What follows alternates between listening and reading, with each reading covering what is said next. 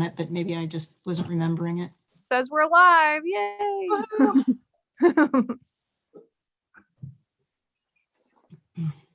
All right. Looks like we're set.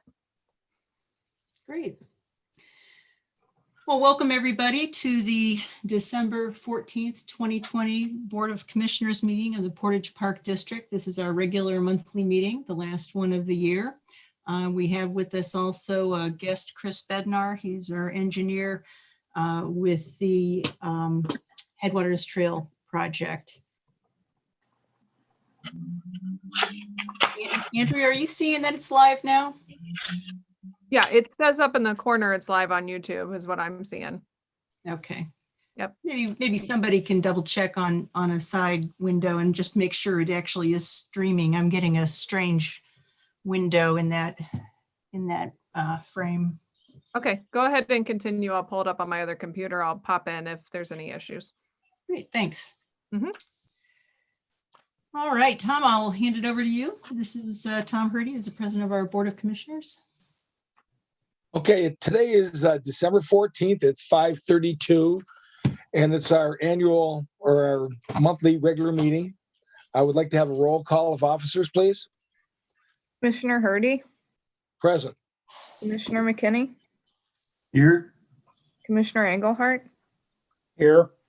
Commissioner Orishan. Here. Thank you. Great.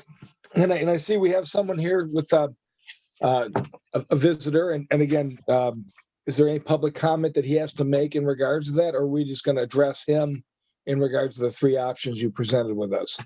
Right, we'll bring him on under number 6, information items. Okay, great. Are there any other public comment that we know of? We did not receive any public comment. Great. Was everybody able to look at the minutes of the November 23rd meeting? I know there was an adjustment, I guess, basically putting the roll call in. If so, is there any needs for changes or additions or corrections? Look good to me. If we pass them. Okay. Again, if I get a motion to pass them, I think Scott made the motion. And could I get a second? Second, this is Alan. Great. We have Scott making the motion to approve the minutes, Alan seconding them. Can we have a roll call vote, please? Commissioner Hurdy, Yes. Commissioner McKinney, Yes. Commissioner Engelhardt, Yes. Commissioner Orishan. Yes. Thank you. Great. Now we're looking at the month to date and year to date budget and cash report. Have you had time? Everybody have time to look through that and identify any issues or any concerns? Or Chris, are there any comments you want to make? No, just that we had we obviously haven't spent all that we had budgeted for this year, but then again, we never do. We had a couple of pending potential projects that we had included funding for that didn't pan out. So we'll have a pretty good sized carryover for next year, and we'll need it next year. So that's all good. Okay. Well, I'd like to say that you did a really good job spending a lot this year on Fairway Park and some of the other things. So, like I said, I think we're on the road to spending the county's money in a great way, and I appreciate that. It's, If there's no questions, that anyone want to make a motion to approve the November 2020 month to date and year to date budget report? This is Chuck. I'll move to approve. Okay, do we have a second? second, this is Alan. Great. So we have Chuck making the motion to accept the November 2020 month to date and year to date, and Alan the second. Can I have a roll call vote, please? Commissioner Hurdy, Yes. Commissioner McKinney, Yes. Commissioner Engelhardt, Yes. Commissioner Orishan. Yes. Great. Chris, I see we're going to go to the director update. We're going to talk about the Headwaters Trail first, it looks like. Either way, we could go through the director's report first, or go through the, No, I see it. let's go ahead. I saw it right on my thing, but it left. You can bring it back. Yeah, sorry, I got it out of order here. Let's see, the main point of the top line there, administration, is that we are still waiting on our disbursement from the state for the state grant funds. I've been in correspondence over the last week down in Columbus, and I've been assured that he's pushing it as quickly as he can. Unfortunately, we're also up against some deadlines with the county for our accounting. So my hope is that the funds will come through wire to escrow from the state tomorrow or Wednesday morning, and we'll be good and on our way. If the funds are delayed, I still need to hear back from the auditor's office. We may have to have a very quick special meeting before the end of the year to drop down our appropriations budget in the Eagle Creek Fund so that we are not over appropriated for the revenues that we would receive. And then that would just get corrected in the new year. This time of year, things really come to a grinding halt with the county about mid-month. So even though we could, we would have through the end of the month to deposit any receipts that we got.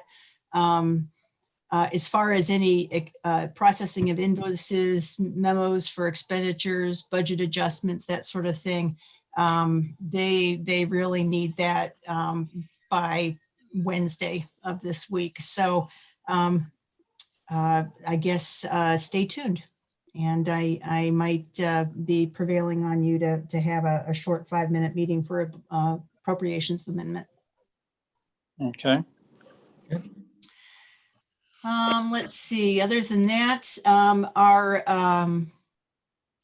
biennial audit from 2017, 2018 has been delayed a number of times. Rory pulled together a lot of materials. We communicated with our private accountants that are doing it. And I'm not sure what happened with them, whether they had illnesses, staff turnover, whatever, but we've got some new staff that have started on it, and we'll see if we get it by the end of the month. I guess my question in regards to that, is there any time frame that we're under in regards to that audit? I don't believe the state has a necessary deadline, but that's a good question. I'll check on that. The report does go to the state as well as the board. Okay. Thank you. Let's see. Chris, what day Jen? did you send us this update? I have the other board materials, but I didn't see this. This that would have been your report. Right. I think that was Friday. Okay, thank you. Mm-hmm.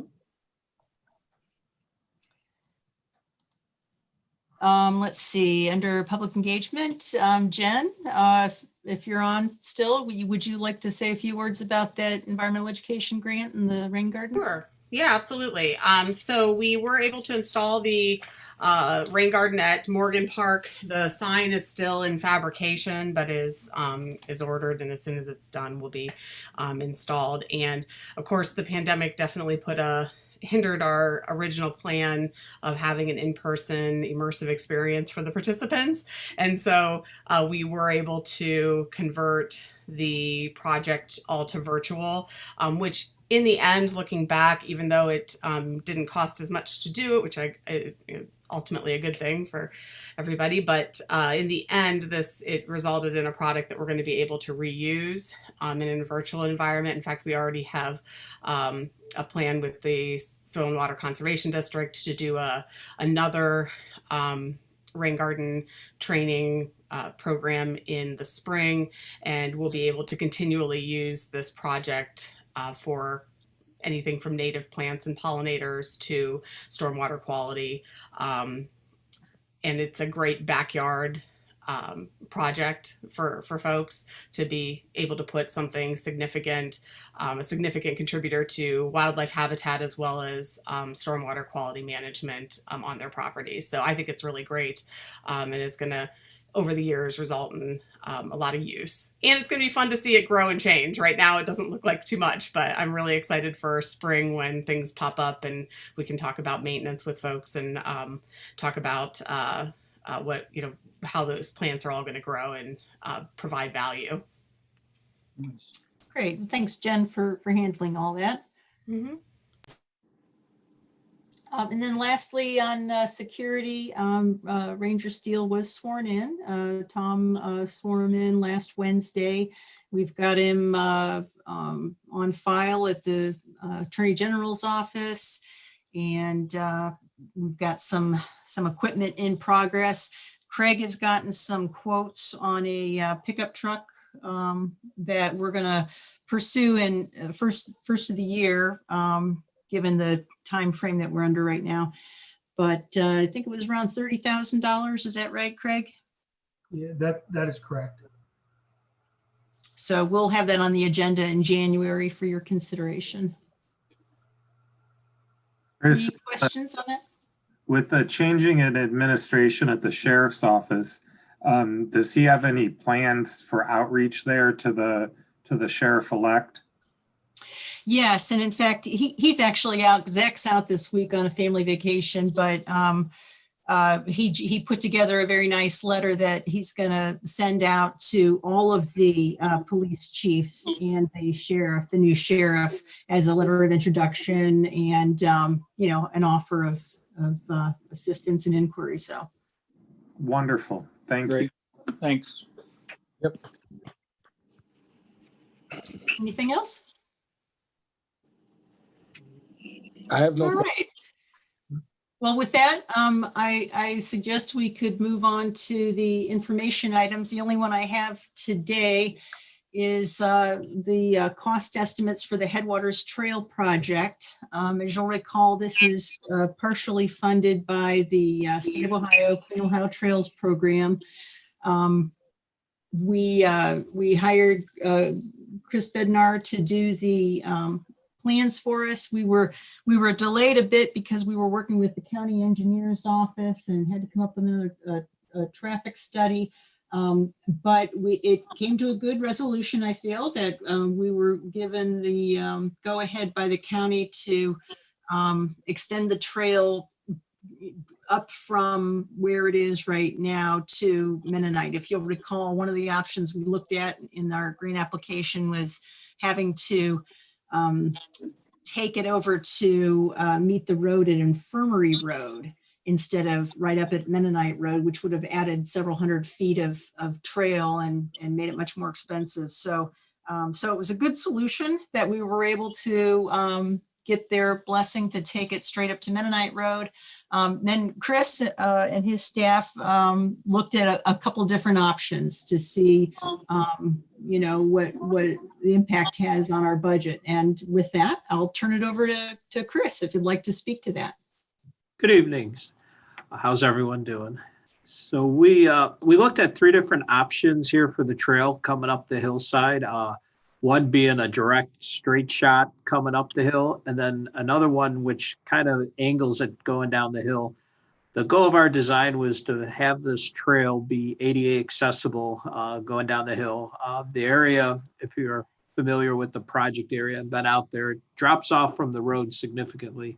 And if I could have the screen share, Chris, I can pull up the plan. Yeah, let's see. Well, I've got this, if that's Yeah, helpful. if you want to pull those up, that'd be perfect. So this was our first option. We looked at coming down this hill with a 4.75% slope. The ADA, to make it ADA compliant, the slope is 5.0%. So typically we go a little bit underneath. That gives the contractor a little bit room for, not being exactly on that percent slope, with the intent that the entire trail be installed that is ADA compliant. As you can see on this one really has a lot of earthwork, a lot of fill would have to be brought out to the site and banked in this area. And also this one also kind of, while it's centered in the middle of the property, it also puts a lot of extra soil. There's an existing fiber optics MCI cable that runs through there, and then also an oil pipe that runs kind of directly down the middle. Doesn't appear on this sheet, but we have another plan sheet. We've been trying to track down those two utility owners, have left several messages. I think the one utility company may no longer be in the area. And then the other one we've left messages with just to see what we can fill over them. But looking at this one, this option, I believe, came out to $1.2 million, and it's all in the earthwork. Bringing out clay to fill, it varies significantly in the state price-wise. It really depends on if the contractor has a good source of soil. They may have been on another project where they've had to haul away soil and they have it stockpiled at their service yard. So usually you get a better price. We've seen it anywhere from $15 a cubic yard all the way up to $30 a cubic yard. So in terms of our estimate, we tried to pick the average in the middle. We were around $22.50 a cubic yard. But yeah, this one really amounted to a large cost, way over the budget for the project. And also this one would clear a lot of trees out to make this area work, pretty much the entire width of the property there, and also gets near this property to the south there. The homeowner there is a little bit sensitive about this project being in the area. So this would have a great impact, perceived impact by him on his property. So if we go to the next option, we took another look at it and say, okay, what can we do to cut down this soil? It's really driving the price because the cost of the trail is relatively minor, putting in the asphalt pavement, and then also just, all the other soft incidentals that go with it, handrails and going down the hillside, et cetera. On this option here, we come down the hillside at a 7.75% slope, and we have landings every 30 feet to keep it ADA compliant. So as you can see, we get down to grade fast. The difference with this one is we start off more towards the south than the middle of the intersection, which actually also helps out just in terms of safety and crossing the intersection, with the understanding that, the ultimate goal is eventually this trail gets fully built out and headed down. That would be to the north along Manuel Center Road, northwest heading that way, that this would be more of an ideal place to cross the street. And also we kind of work with the hillside coming down the hillside. As you can see in this example, if you look on the plans, that G dashed line is the oil pipeline that's out there, oil and gas pipeline that's there. And then the other line that's labeled as COMM is the MCI fiber optic line. The fact that this used to be an old right-of-way for a railroad, it's not surprising to see those type of utilities there. But given what's happening to the northwest going down Manuel Center Road, I have a feeling that these lines may terminate here or may even be abandoned because of the hillside going up. And, typically you wouldn't see that type of pipeline in a residential neighborhood here. So it's one item we still need to get to the bottom to better understand exactly out there. But this project right here, this option was $420,000. It's a little bit over still the estimate. We do have a 10% contingency built in there. And like I said, we're about at the average of what we would expect the soil to be. I would expect it to come in probably a little bit underneath that, just given a lot of these excavators have soil on their property that they could use. With this plan, we would have along the edge of the trail, going down the hillside on both sides, we'd have kind of like a wood fence, not like a picket fence, but kind of like you see, in parks, kind of a handrail, made out of pressure treated wood going down to help keep people from falling down the hillside. And it would be just located on the steep side of the hill of the trail. It would be on the east side there to keep anyone from going off the edge.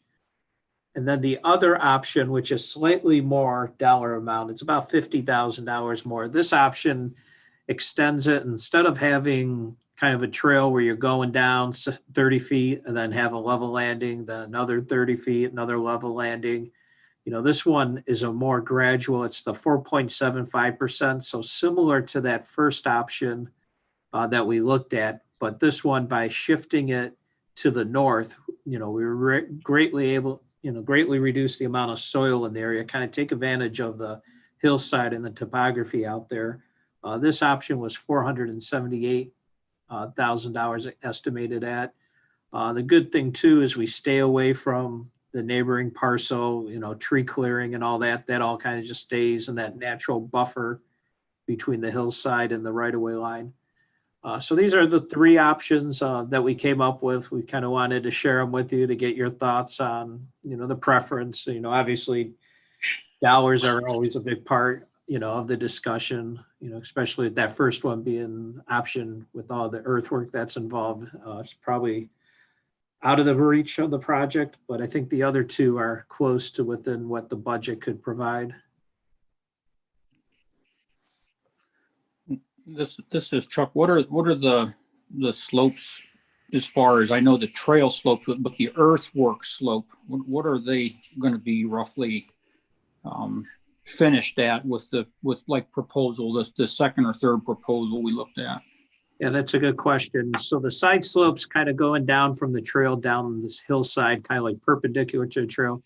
We have it set at a 3-to-1 slope, which is typically the steepest that you could get a mower on. I mean, given this area, probably maybe put some low growth grass, mow grass on there and just kind of let it grow natural so you don't have to maintain the hillside. And it also helps reduce the amount of earthwork involved instead of having more of a gradual slope. We probably wouldn't recommend, you could go a little bit steeper, but we wouldn't recommend it just in terms of slope stability. 3-to-1's kind of at the limits of what you would want, to feel comfortable with knowing that slope stability wouldn't be an issue. What are the contingencies? Is it just vegetation that is from an erosion standpoint, water going down that slope of that trail? I mean, what's being planned for to manage the water going down that and potential erosion? Correct. That's another good question. We have the trail, so the asphalt, which will kind of drive the erosiveness of the water coming down the hillside because of being an impermeable area section of the trail. We have it pitched to the north on the sheet, so it's going to go down the side where there's only like 2 or 3 feet of fill and not, be as, problematic, to be an erosion on the other side. The steeper slope will just have water eroding down it, based on the grasses will slow it down. We could put in a jute matting along the hillside to kind of help hold the soil back a little bit more and help establish the grasses, but the grass would slow down the water. Okay. So to build on Chuck's question, I had a similar question. What about drainage for the area? As far as I know, there was a property owner that was concerned about the trail, or we're not going to impact his property with water runoff or things like that. Correct. Yeah. The way this project really set up really good is the area, once you get from the intersection heading towards where the existing trail ended, everything drains west to east on this site. So just our water coming down the hillside will just kind of get in the natural drainage pattern of the area and keep heading towards essentially the Park District property, the existing trail where it stops and ends that way and head that way. So he shouldn't notice any impact, to his property. Great. And you had mentioned earlier on option 2 about the crossing safety. Is this bringing it out at a similar location where it's the safer location to cross? Correct. Yeah. And either if you imagine the intersection there kind of to line up where you typically would see like a crosswalk at a signal type intersection. The first option of just running the trail kind of up the hill, you end up kind of middle of the intersection and, from a safety standpoint, probably not the greatest. There is a guardrail that's there because of the steep drop off. We do cut the guardrail to get a 10-foot strip to get in to the opening to get into the trail. but we also add a small section of guardrail to kind of counteract. So if a car did go errant turning on the intersection, they would still be protected from going down that embankment right there where the trail starts. The one thing we don't show here, and it's probably a question, for Chris and her staff, is just, we probably want some kind of, I don't know if a gate would be the word, or maybe a bollard or post in the way, just to keep any motorized vehicles from trying to get down there. Yeah, that makes sense. So, Chris, the idea would be that you would enter the trail from the road, that somebody living in this area or biking or hiking to this area would be arriving at this destination on the road and then entering the trail at this intersection. Is that correct? Correct. Correct. Okay. It is a little bit of a no man's land to say once you get up to the road, because the trail kind of ends now. I mean, we may look at maybe just even putting across the street, I don't know, a pad there or something, but yeah, you would probably, the interest in coming to this road would be just bicyclists who are biking the local road networks and getting up there and turning to go in. Right. So the trail currently just terminates, right? Correct. Where you look at this drawing, kind of at the bottom of the hillside, right there where the cursor is, the trail ends there, and it's a gravel trail. So, to make this ADA compliant, we have asphalt going up the hill. Yeah. That makes sense. I'm sorry Okay. if I can interject a little bit. But again, this is the area, Chris, where there was a lot of dumping and just kind of a mess in regards to the area. Is there any thought about doing any parking close so that people can access it instead of just coming in like that in the future? Yeah, we don't have a good option close by there. Our closest parking is at our trailhead behind the McDonald's, which is just west of 44. And I believe it's about a mile. Right. No, and I know that's where it would start. And I know further up, we're in the future, we're trying to join this with the other trail. Is that correct? Correct.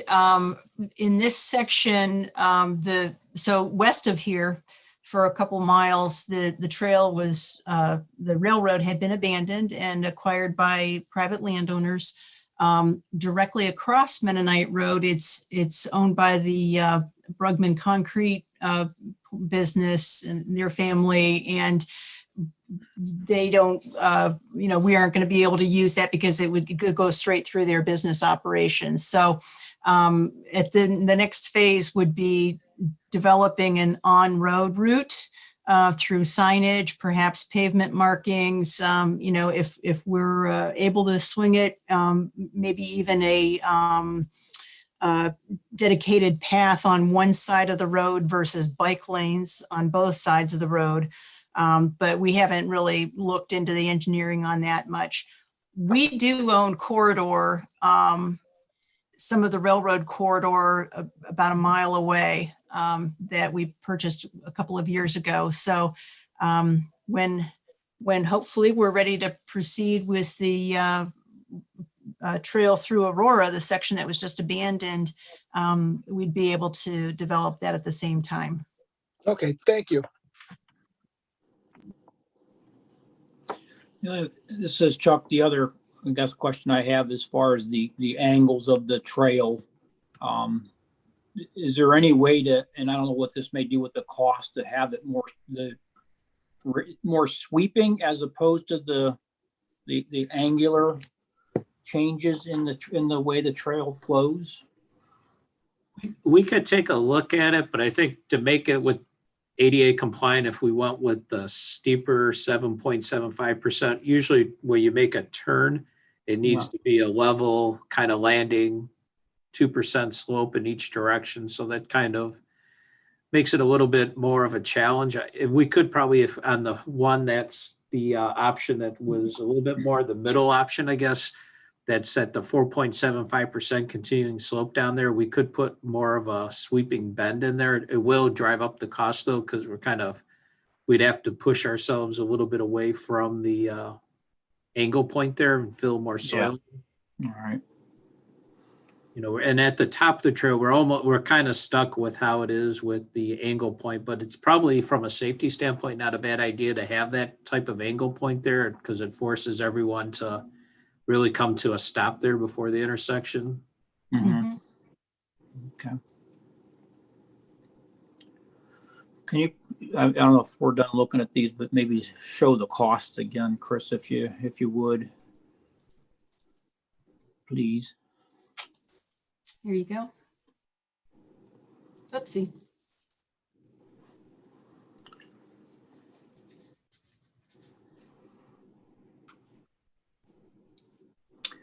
So these were the three options. Option one, which was the first one we looked at, they had all the earthwork kind of right down the middle of the corridor. That one had a $1.2 million, and it's all in the soil, the cost that drove that up. Option two is the one where it's a steeper slope going down with the various landings. You basically, every 30 feet, you have a ramp, flat area, then ramp, flat area, flat, ramp, flat area, et cetera, going down. That one was $420,000. And then option three, which kind of follows, it's the same layout as option two. It's just more of a gradual without the various ramps. It does extend the fill a little bit further towards where the existing trail is to end. And that one was $478,000. Hey, Chris, do you have an idea about how many cubic yards we're looking at of fill in that area for different options? Yeah, let me take a look. So option one, the amount of fill we have is 44,000 cubic yards. Option two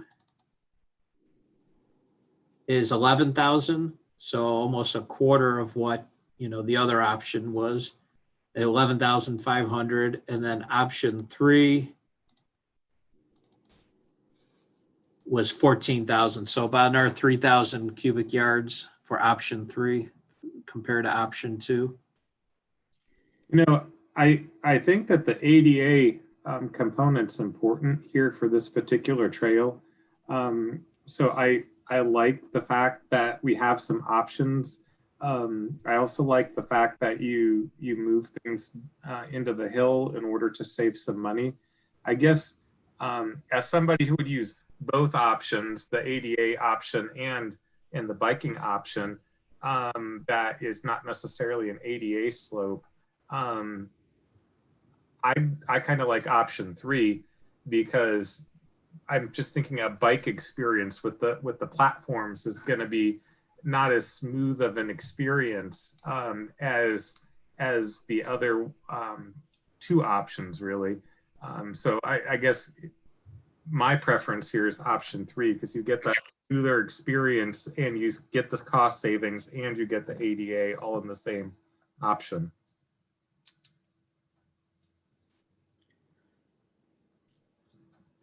This is Chuck. I think with the way that design is going to be with the more, I guess, sharper bends and not sweeping. I mean, I think part of the platforms and stuff, I think we need to have ways to calm bike traffic. In my opinion, I think if you feel as a cyclist that may help calm, meaning the landings, then I would be more of an advocate. This is just me with the landings and quite frankly saving the money because it's going to accomplish the same goal. And if they're both ADA compliant, we're still meeting ADA, we're still providing accessibility, we can still ride bikes. So we're, it's going to be a nice trail extension. So I see the cost savings and perhaps if those landings being part of what may calm some bicycle traffic. I'm more inclined for the cheaper one. That's just me though, but I appreciate your comments too, Scott, either way. Yeah, thank you. You have good comments as well. Chris, I have a question with the number two option. What are we looking for? It was a little difficult for me to interpret the lines here, but do you have an idea about the length of those runs and slopes on there, the landings, and then it's slope in between them? Yeah, we'll have it better defined on the bid set, but the intent is to go 30 feet and then have a landing that'll be 10 feet long, and then another 30 feet, and then 10 feet long as you work your way down the hillside. So, I mean, your landing technically could be 6 feet long, but just given the nature that it's a trail, we'd recommend to go a little bit longer, partly to Scott's point of just trying to bike down it. I think if you had a shorter landing, it might be a little more, uncomfortable to ride as opposed to maybe a little bit longer of a landing. Okay. And that stops those landings stop right about here? Is that- Correct. Yeah, once we get there, we kind of just back down to natural grade and following the terrain there. That's on option 2, right? Correct. This is option 2. Well, for going uphill on bike, I like option 3. Looking more gradual and Oh, downhill. and uphill with a walker or uphill with a wheelchair. I mean, those are all, the less of grade is going to be better for both of those. Yeah.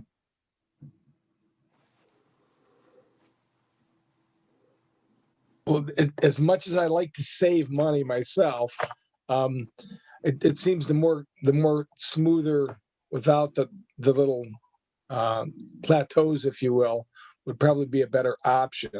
And like I said, hopefully looking at this in the future, if maybe we do find a contractor who has some fill, maybe there's a way we can make a little adjustment there. But I'm looking at option 3 myself. Chris, is there a trail in the area that has landings like you're proposing? This is Chris Craycroft. I don't know of any. Do you know any, Chris Bednar? Not off the top of my head on a bicycle path per se, but I know more of like a park type setting for trails. I've seen them. I believe Shaker Lakes up here in Cleveland, they have a path that was similar to this constructed. It's kind of how, actually, I was out hiking with my family out there. That's where I kind of saw this. I was like, this might fit and work for this one to help cut back down some soil. I mean, one option that could be done to help reduce and bring down cost is, but it's more of a maintenance would be like a deck type system. Going down the hillside, and then you don't have, it's built up on piers and you don't have the fill that's underneath it. But it would be more of, like you said, long, almost look like a deck, type of trail going down. I think that's a good short-term solution, but I think in the long term, it's going to end up costing us more money. Yeah, I think you'd have a lot of maintenance and, 15, 20 years down the road if you have to replace decking and all that. I like the earthen option over any kind of decking.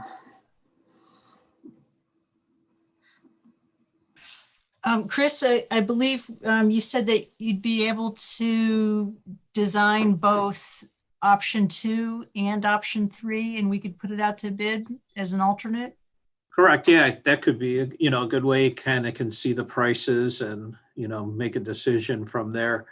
I mean, we could have prices come in, instead of $22 a cubic yard. I've seen it down as low as $15 a cubic yard to bring in fill.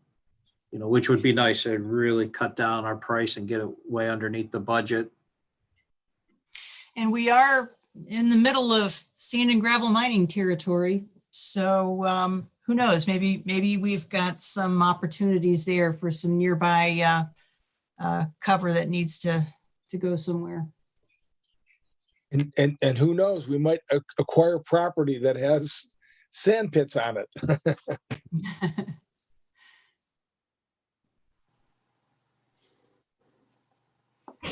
Any other questions for Chris?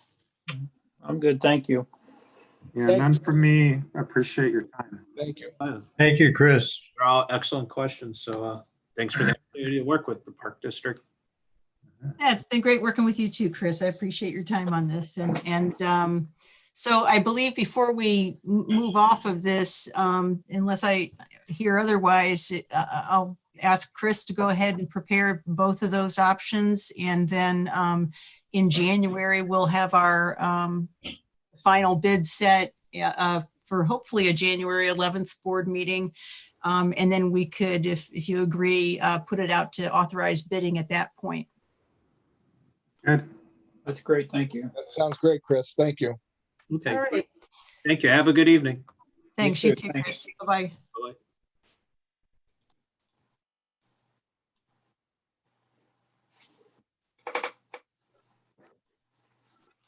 Okay, Tom, that's it for me on that, unless anybody has anything else.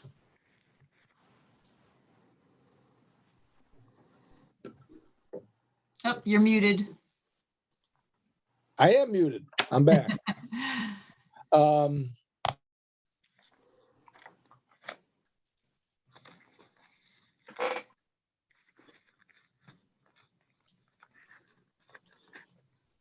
Muted again. Yeah. You're back on, Tom. okay. I see a little mic. I didn't hit it hard enough. Again, resolution 220, a resolution approving the park district expenditures for the month of November 20th. Chris, is there any comments or anything unusual about this we should know about? Well, we had a big first payment for our Trail Lake construction. That was pay app 1. We should be getting the final pay app tomorrow, so we can close that contract out this year. It's just we're waiting it to go through the engineer to do that review on that. Okay. Does anyone have any questions in regards to this resolution? And if not, if I could get a motion to approve? I You know, reviewed actually, it. Tom, there's a little error here I didn't catch before. I think we've got something under Morgan Park that is not an expense but a revenue. The $500 from West Reserve Land Conservancy. Mm-hmm. Yeah. So I will need to pull that off. So we're going to chair this item and move on. Okay. Yes? Table it. You Table wanna- it. Okay. Do you want a motion for that? Can I have a motion? Or we could make the corrections in this meeting and I could come back to you later with that. If you could do that, that'd be great. That'd be Okay. great. Well, let's move on to the next motion, which would be the budget appropriations. And it's again, this would be in regards to a change in contract services, Chris? Reduction? Correct. So we had done the appropriations in the Eagle Creek Greenway Fund based on our overall grant budget. And we're not going to close out all of the expenditures for that this year, which is fine. We have through next year to do that. But we will be hopefully completing the acquisition with that. So we don't want to be over appropriated based on the amount of revenues that we're expecting from the grant funds. So that's why we need to reduce the contract services unit. And then with the way the final settlement statement came in and all of the costs that we are submitting for, we have to increase the capital unit by 26,000, just so that when we go to enter those memo entries for our expenditures with the title company, we've got it all worked out. If you like, we can go back into the budget report and you can see that where that fund is. But basically, this is kind of accounting housekeeping stuff for us. Chris, this is Chuck. When looking at these where we have a reduction and then obviously there's another one, do these have anything to do with one another, or are they totally separate issues? The reduction in one area and increase in another? I guess that's a question I have. And then outside that, just a general comment, it would perhaps be nice to kind of see when we have a reduction where where does that reduction go to? So what's getting increased and vice versa when we're asking for an increase, where's that money coming from? Just a thought. Sure. So the way our budgeting works is we submit to the Portage County Budget Commission our estimated revenues. Yeah. And they'll look at that and they'll determine whether that sounds reasonable or not. And for us, with this project, it was based on our grant budget. And that's an estimate. Yeah. So I can provide you more backup if you'd like with our, the settlement statement and all of that to show you what's going to happen. We will spend some more of that contract services unit next year. We'll have that noted in our budget based on some of the costs that we're not submitting for reimbursement just yet. So I don't know if that answers your question or not, but if you would like me to annotate that more, I can. I can't do that for tonight. Sure. Well, I don't want to have you held up. I didn't know if that was something, maybe if it would help to see when, like I said, what's their reduction, what else, what's being re-increased or increased and vice versa. I mean, but I don't want to hold this up if everybody else is comfortable with. Sure. We'll just move forward with it. Yeah, the overall effect on this fund is that we're dropping our appropriations by almost, not quite $30,000. Mm-hmm. Well, that being said, if anyone's comfortable with making the motion and seconding in regards Well, just to build on what Chuck was saying. So my understanding, Chris, is that we're dropping the overall appropriation here, and we're not necessarily increasing the appropriation in some other fund as the result. We're simply reducing the appropriation for this fund, and there's not an effect somewhere else in the budget. You're right. That's correct. Yeah, because these funds are independent of each other. Okay. Well, I'm fine with that, and I'll move that we move forward with the resolution. Scott made motion. Do I have a second? Second. This is Alan. Okay, we have Scott making the motion, Alan seconding. Could we have a roll call vote, please? Commissioner Hardy, Yes. Commissioner McKinney, Yes. Commissioner Orsian, Yes. Commissioner Engelhardt. Yes. Thank you. And again, Chris, this is a similar situation in regards to cash advance return to the general fund. Okay, what this is in regards to is we occasionally have to cash flow a project for projects that are funded by grants because oftentimes the grants are reimbursements.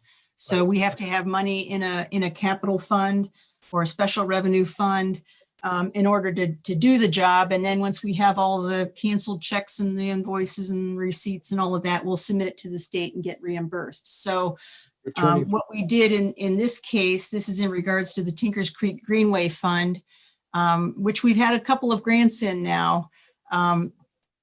So we had at different times advanced in money from the general fund to the Tinkers Creek Greenway Fund.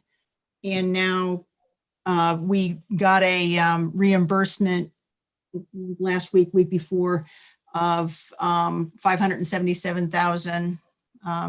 And so now we need to return that to the general fund. This is the resolution that will accomplish that with the auditor's office. It's basically moving money from our Tinkers Creek Greenway Fund over to our general fund. The rest of the accounting to back that up, I can give you more detail with that but because we're working with two different grants out of that fund right now. So, but what this does is it takes the cash out of the Tinkers Creek Fund and puts the cash in our general fund. And we do need to do that because we have the appropriations in the general fund that were based on the certification, expecting this money to come in this year. And kind of came in under at the end of the year, but it's there. And so now we need to move it over. If not, we'd have to reduce the appropriations in our general fund. Chris, when we see a future resolution with more grant dollars coming back to recoup into our general fund, would this here resolution or this dollar amount be noted on that so that we know what the balance, because do we know what the balance, I haven't done the math, but there's obviously a balance owed to us through grants that would ultimately go back into the general fund. Would we be able to see this recoupment here with a future resolution with more dollars that would go from Tinkers Creek Greenway Fund and to replenish our general fund? I guess, I don't know, that's a long-winded way of asking a question, but. Sure. So again, because we always start out these grant projects with estimates, which makes it a little hard to wrap your head around because the grant project never pans out exactly how you estimate it. Sometimes costs come in under, sometimes costs come in over. In this case, we are going to have to reclassify some of what was originally advanced to the Tinkers Creek Fund as a transfer because there's not going to be as much grant money coming in to cover all of what was advanced. That's okay. That's part of our local share. It came out of our general fund budget. That's where all the levy money goes. So we just moved it into the other fund because we have to have these separate funds for accounting purposes with the state. I mean, we have to have the state grant money segregated away from our general fund. So we are going to be getting another reimbursement of our Tinkers Creek Greenway Fund. I don't have that budget accounting up handy right now, so I'm not sure what that number exactly is. But once we finish all of the rest of the restoration work there and some of the other incidentals, we'll be submitting for a final reimbursement after the new year. Yeah, I guess it just would be nice when this is project's done. I guess that's, you kind of mention a lot of times with the percentage of other people's money versus what comes out of the parks, the tax. Sure. And it just is another way to show whatever the percentage is. The percentages are, I guess, grant dollars versus park district dollars, and just trying to see if it's tracked on future resolutions, if that makes sense to you, or could be helpful to see. Perhaps we can chat offline, Chuck, and I'm totally open to new ways of presenting this information so that it can be followed well. This resolution, the purpose of this is to go to the auditor's office so that they can move the money around. Okay. Absolutely. Okay. That being said, do I have a motion to approve the cash advance return to the general fund? This is Chuck. I'll move. Do we have a second? I'll second. This is Alan. Okay, in regards to the resolution for the cash advance return to general fund, we have Chuck making the motion and Alan seconding. Can I have a roll call vote, please? Commissioner Hurdy? Commissioner Hurdy? Yes. Muted. Commissioner McKinney? Yes. Commissioner Engelhardt? Yes. Commissioner Orsian? Yes. Thank you. Now we're looking at the resolution 220, closing of inactive funds. Again, these are several fund numbers or fund areas that are closed that we no longer utilize. Is that right, Chris? Correct.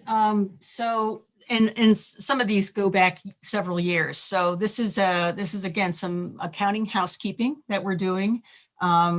These funds have some of them have been inactive for years. Others, like the Kent Bog Fund, we just did the final cash advance out from that to our general fund this year. We spent the or excuse me, we spent the rest of the money and did our cash advance returns. So what this will do is it'll close these funds and get them off of our books. And, we won't have to worry about reporting out negative balances, or not negative, but, small amounts of balances in these funds. Okay. 2 questions. First, it's just me being curious. What did we get FEMA money for? That was several years ago when we had a lot of flooding up on the Headwaters Trail, and they declared it an emergency in the area. And we had some washouts with the culvert on the trail up in Hiram, I believe it was. So we were able and eligible to apply, and I did, and I forget what we got. We got a section of trail resurfaced basically, but we had to have Great. that money put in a FEMA separate fund. So The other question, thank you. The other question I had is as it relates to Kent Bog. So this is unrelated to our property acquisition adjacent to the Kent Bog? no, this was the fund that was opened for that purpose. Okay, and since that property is still to be developed, will we open a separate fund for that? Is this one just its own fund because of the grant? Yes, Scott, you hit on an area that to me has been a little frustrating to get some definitive answers on. I've checked with the state, I've checked with independent accountants. The way we have been operating, for instance, our Headwaters Trail Fund, we have kept that fund open, and whenever we get new grants, we funnel it in there and then we pay out of it.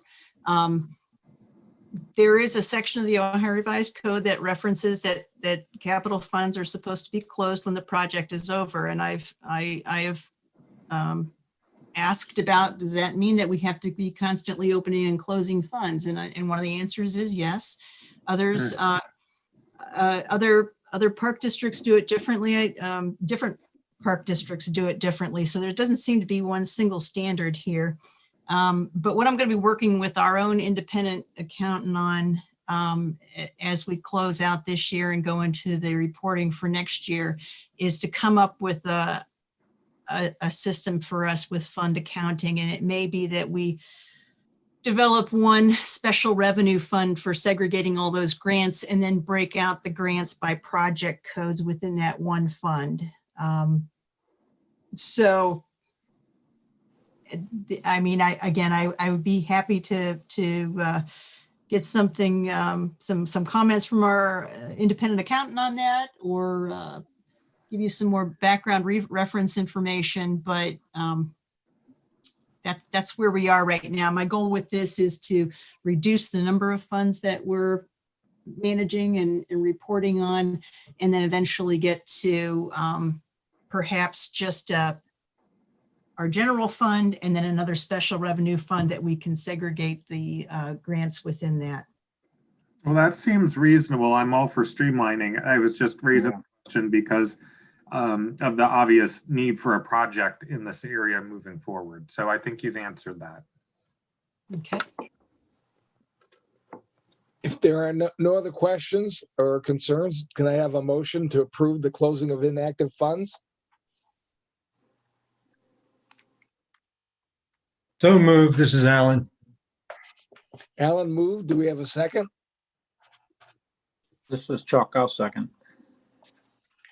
Okay, we have Alan making the motion to close the inactive funds and Chuck seconding. Can we have a roll call vote, please? Commissioner Hurdy, Yes. Commissioner McKinney, Yes. Commissioner Engelhardt, Yes. Commissioner Orshan. Yes. Thank you.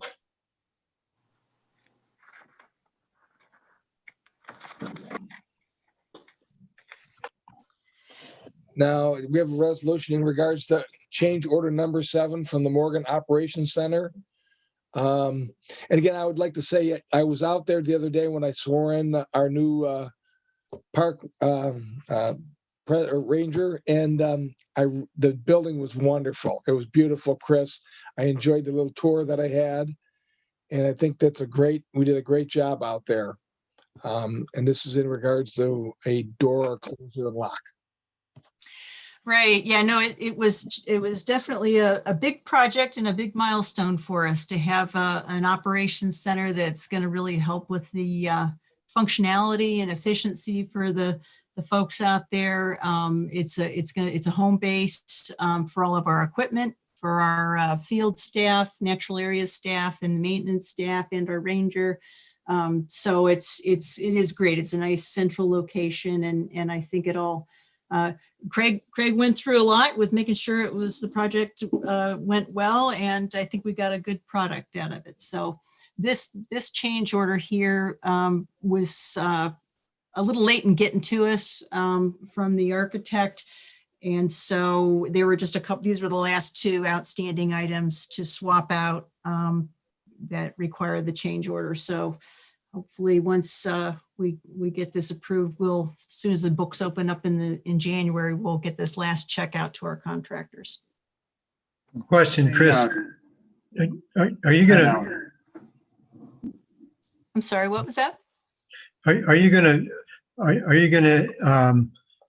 stop using the Ravenna Road site altogether? Craig, are you on? Yeah, I'm on. What do you think, Craig? Well, I don't know if we want to stop using it. I kind of hesitate to say yes to that because I don't want to lose it. So right now I'd like to take a little time and see what function it can serve for us. The building itself is, the interior is vacant. We do still have some materials and some things outside on the grounds to clean up, and we'll get to that. We're working at it slowly, but yeah. So a decision, Chris and I have talked a little bit. What function could it serve? And before it got out of our hands, I'd like to think about that a little bit. Take your time. The process, I think it could be worthwhile to hang on to, but yeah, I'd like to look forward on that some.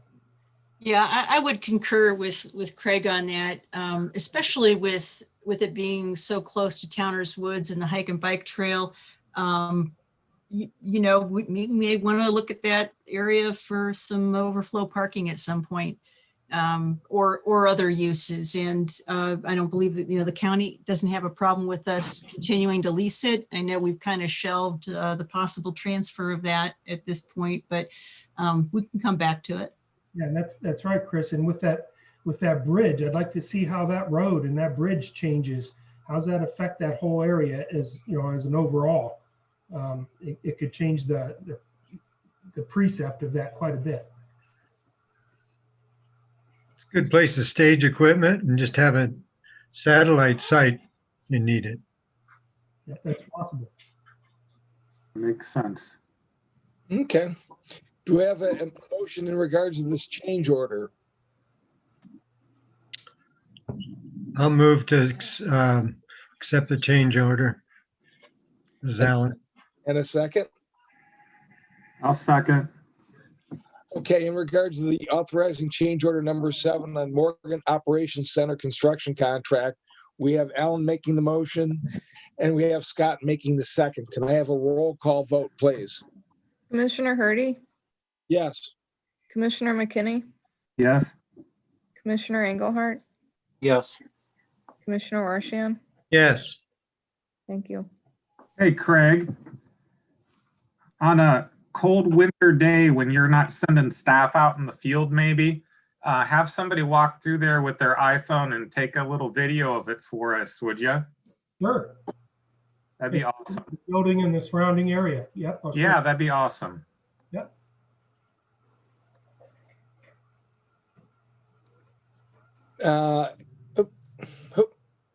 We're back. Again, this is the draft authorizing the amendment to the personnel policy in regards to part-time employees that we talked about, Chris? Yes. Okay.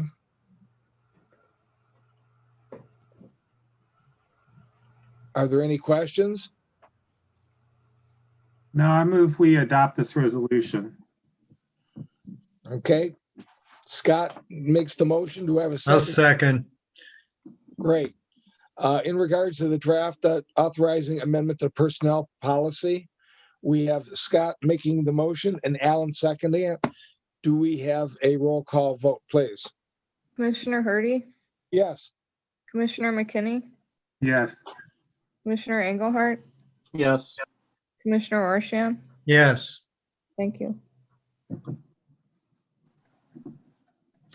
I'm gonna try to make that change here real quick. On the November expenditures? Yes. Okay. And somehow I'm gonna figure out how to get my shared screen to open in one of my 3 other windows. I will It's start to share with the video. really, Oh, it's back. I'm trying to open it in a different screen. It'll work. Okay. I think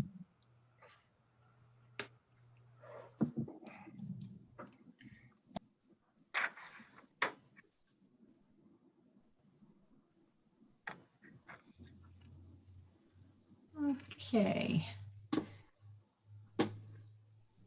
Chris, on that, on the, what we just authorized with the draft, it says draft authorizing amendment. Are you gonna, will that be modified when, with whatever's being signed? Sure. Yeah, I'll pull that off Yeah, and take off the highlighting and I can send that back over to you if you like. I'm okay with it. I just want to just a comment while I'm just kind of looking over just to clean that, the reference to draft off of it, I think is important. Okay. So what I did is I just took off the, hey, Rory, does this look Yeah. okay to you?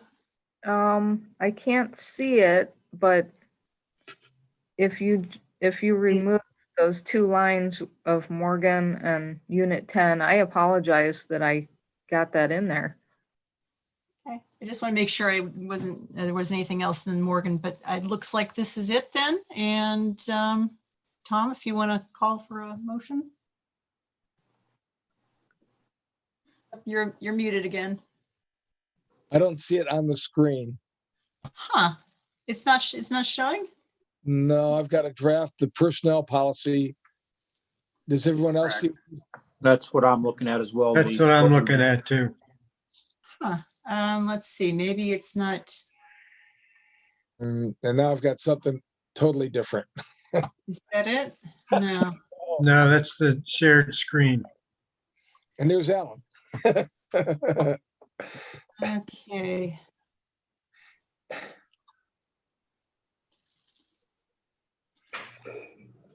How about that? Here it is. Now we're There you talking. go. Okay, in regards to resolution approving Portage Park District expenditures for the month of November 20th. Do I have a motion to approve? I'll move as amended. This is Alan. Alan makes the motion. Do I have a second, please? This is Chuck, I'll second. Great. In regards to the resolution approving Portage Park District expenditures for the month of November 20th, I have Alan making the motion and Chuck seconding. May I have a roll call vote, please? Commissioner Hardy, Yes. Commissioner McKinney, Yes. Commissioner Engelhardt, Yes. Commissioner Orshan. Yes. Thank you. And I do apologize. I have a problem with the mute button, obviously. We all do in this environment, Tom. No worries.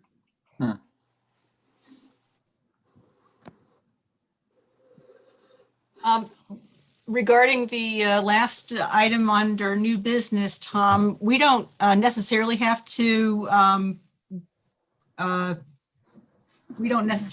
set all of the regular meetings right now, but I would like to go ahead and schedule, if we can, if it works for everybody, January 11th as our first meeting of the new year. January 11th works for me. And then at that point in time, we can come up with the meetings for the year. if that makes sense. I'm not available on the 11th. I am available on the 18th or 25th. But if quorum can be held on the 11th, I won't object. As far as I know, I'm good with it, This is Chuck. I'm good for the 11th or the 18th. or the 18th, either one. I'm not good for the 18th. Oh, That's my anniversary. Is the 17th, but Yeah, and we needed to do it before the 15th, which is when the Clean Ohio grant deadline is. So, we might do it the week earlier, but that's only a couple weeks. Seems like. Let's just go with the 11th. All right, that Okay. sounds good. 5:30. We're still at the same time, correct? Yes. Okay. Yep. Okay, thanks, everyone. uh, And we probably don't need a motion for that, right? To set the meeting. sure. So we I'll do. move. It's Alan. And Alan? this is Chuck. I'll second. Okay, we have Alan making the motion to set the meeting and Chuck seconding. Can I have a roll call vote, please? Commissioner Hardy, Yes. Commissioner McKinney, Yes, Commissioner Engelhardt, Yes. Commissioner Roshan. Yes, Thank you.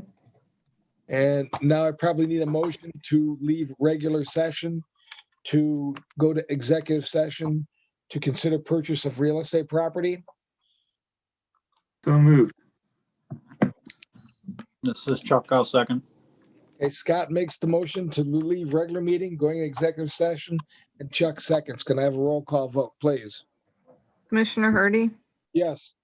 Commissioner McKinney, Yes, Commissioner Engelhardt, Yes. Commissioner Roshan. yes. Thanks. And I might say that we have some items to look at and consider in executive session, but I don't anticipate any action after the fact. And since we've got an issue with having to restart the Zoom meeting after executive session, I'm just making a note that we may just exit and adjourn the meeting right after executive session. So without coming back into this Zoom meeting, if that's okay with everybody. That's great. I'm with me. All right, well then I'm going to stop the live stream. Thanks everybody for joining us. And I will try to share my screen with some other stuff. And Merry Christmas to everyone. Thank Yeah. you. Thank you. Yeah. Thank you. Merry Christmas. Happy New Year. yeah. Merry Christmas. you Have a good all. night.